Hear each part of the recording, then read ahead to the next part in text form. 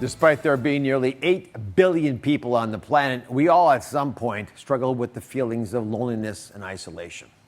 One of the most prominent psychologists, best-selling authors, and speakers of our era, Jordan Peterson, became sick a few years ago and battled similar thoughts and feelings.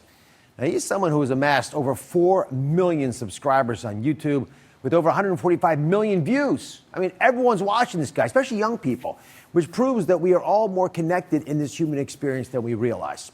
Jordan and I kept in touch throughout his time away from public life, and now he is finally up to sitting down for the first interview to share his story.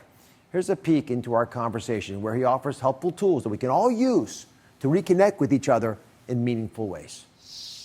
You almost died. You experienced a loneliness, a darkness that I've witnessed with my own patients, where you're just barely holding on to the ledge of life, the dark abyss behind you. And I want you to help our audience, many of whom actually might feel that way, like the world's falling apart around them, who are struggling and feel isolated and lonely, how they can change that reality. How did you do it? Well, I had a lot of help from a lot of people. That was the major part of it, I would say, is my family, my parents, my wife, my daughter, my son, my close friends, my extended family. They all stepped up in a remarkable way. Many people went way above the call of duty, I would say. I think they went farther for me than I might have for them, to my chagrin, let's say. So that's a huge part of what helped me, and my wife too, when she was so sick. So many people were so helpful. And part of that, I suppose, was that she allowed that help to occur. You know, she understood that there are times when you're facing something that's so far beyond you in some sense that there's no possibility of you handling it alone, and that if people offer their aid, then you can accept. And there's a lurking reciprocity in that, right? Is that the idea is that, well, perhaps you would be there under similar circumstances for someone else. That keeps the scales balanced. But a large part of that is saying yes when people say that they will help. How did you deal with the loneliness that happened in your own life when you lost control, at least the control you thought you had over simple things like, am I going to hurt myself?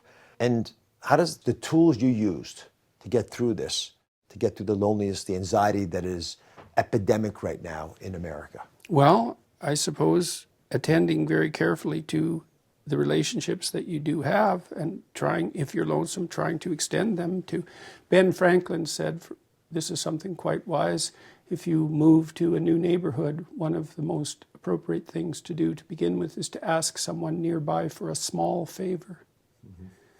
Right? Nothing too big, but then that allows them to do something nice, which is a gift to them in some sense.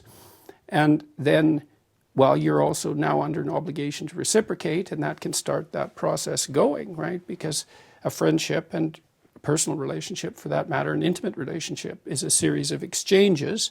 And if you're lonely, well, you have to make the attempt to meet people. And you do that slowly and badly and try to learn as you go. I mean, partly if you're trying to solve a problem like loneliness, you think, well, I need more people in my life. Okay, well, that's more people in my life. That's pretty vague and abstract. It's like, well, I need a friend. Okay, well, that's still pretty hard, but that's at least only one person.